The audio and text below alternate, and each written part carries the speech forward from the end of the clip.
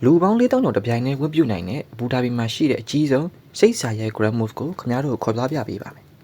အားလုံးပဲမင်္ဂလာပါတူရာ blog ကနေပြန်လဲကြိုဆိုလိုက်ပါတယ်ဒီနေ့မှာတော့အဘူဒါဘီရဲ့အကြီးဆုံးစိတ်စာရဲ Grand Move ကိုတွားလည်ဖြစ်ခဲ့ပါတယ်ဘတ်စကားနဲ့လည်းတွားလို့ရတယ်လို့ကိုပိုင်ကားနဲ့ပဲဖြစ်ဖြစ်တက်ဆီနဲ့ပဲဖြစ်ဖြစ်လည်းတွားလို့ရတယ်ကျွန်တော်ကတော့တက်ဆီနဲ့ပဲဒီနေ့တွားပြလိုက်တယ်ဘာလို့လဲဆိုတော့ကျွန်တော်ဒီနေ့ဝတ်သွားတဲ့ဝတ်စုံကြောင်းလည်းပါတယ်ဗျ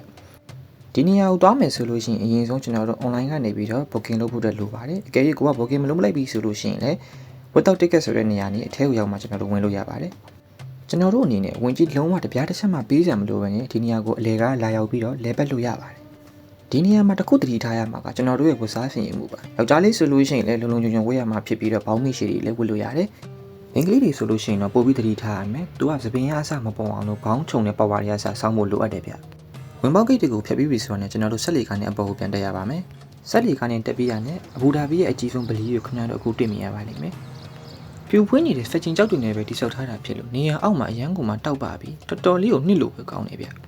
ကျွန်တော်လိုမျိုးအသေးစမ်းတွေကိုလာရောက်ပြီးလေပတ်ရတာကြိုက်တယ်ဆိုလို့ရှိရင်တော့ဒီနေရာခင်ဗျားတို့ရဲ့အကျိုးရှိမယ်လို့ကျွန်တော်ယုံကြည်ပါတယ်ဘာလို့လဲဆိုတော့ဒီနေရာကအဘူဒါဘီရဲ့တမိုင်းဝင်တဲ့ဗလီလေးတစ်ခုဖြစ်လို့ပါဗလီစားဖွင့်တဲ့အချိန်မနက်9:00နာရီထိုးပဲကျွန်တော်သွားလိုက်တယ်ကျွန်တော်ဗီဒီယိုမှတ်တမ်းကောင်းကောင်းတင်နေတာကြောင့်လည်းပါတယ်ဒီနေရာကိုရောက်သွားပြီဆိုတော့ねစိတ်ရောကိုယ်ပါငြင်းချမ်းသွားတယ်ဆိုတဲ့ခံစားချက်မျိုးရတယ်ဗ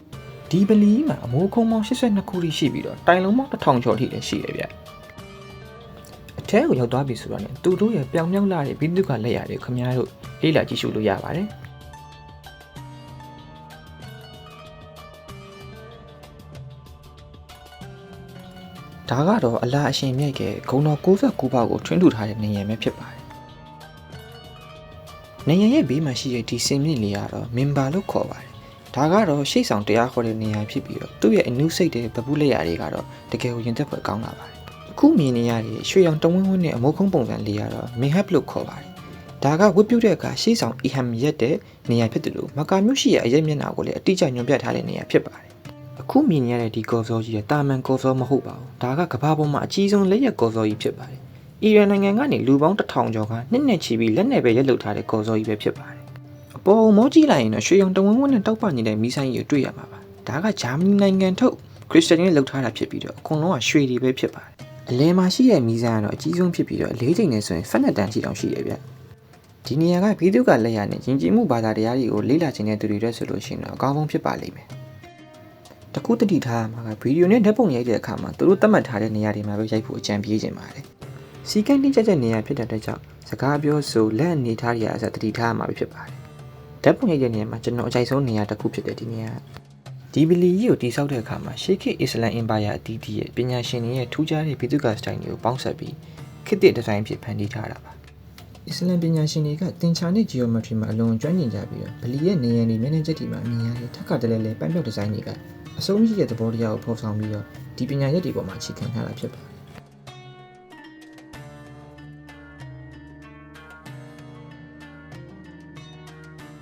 ်နေရနဲ့ဗလီနဲ့မှာရှိတဲ့စာသားတွေကတော့အစ္စလမ်ရဲ့လက်ရည်လပညာရှင်တွေရဲ့လက်ရာတွေဖြစ်ပြီးဘာသာရေးစာသားတွေကိုအမှုပညာလက်ရာအဖြစ်ပြောင်းလဲနိုင်စံကိုပြသထားတာပ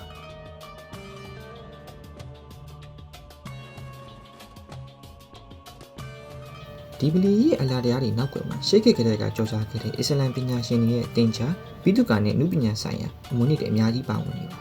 ်ဒါကြောင့်လည်းဒီနေရာကဘာသာရေးအရာတွေမဟုတ်ပဲကမ္ဘာ့စီမီအမှုပညာရဲ့တစ်ခုကြီးလို့ခံစားနေတာပဲဖြစ်ပါတယ်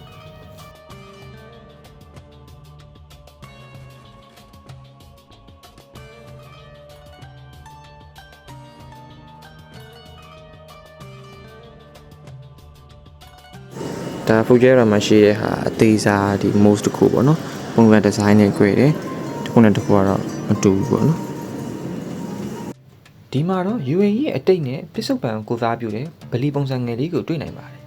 အစောဆုံးဖြစ်တဲ့ဗလီကနေအခုကျွန်တော်တို့ရောက်နေတဲ့အခမ်းအနားဆုံးဗလီကြီးအထိတနေရာထဲမှာပဲအားလုံးကိုလေ့လာလို့ရနိုင်ပါတယ်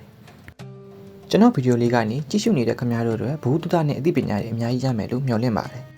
ကျွန်တော်ရဲ့တူရာပေလေးကိုလည်း like and follow လေးလုပ်ပေးပါအောင်လို့တောင်းဆိုချင်ပါတယ်နောက်လာမယ့်ဗီဒီယိုအသစ်လေးတွေကိုလည်းစောင့်မျှော်ပေးဖို့လည်းအားလုံးကိုပြောချင်ပါတယ်အားလုံးကိုဒီကနေပဲနှုတ်ဆက်လိုက်ပါတယ်ကျေးဇူးအများကြီးတင်ပါတယ်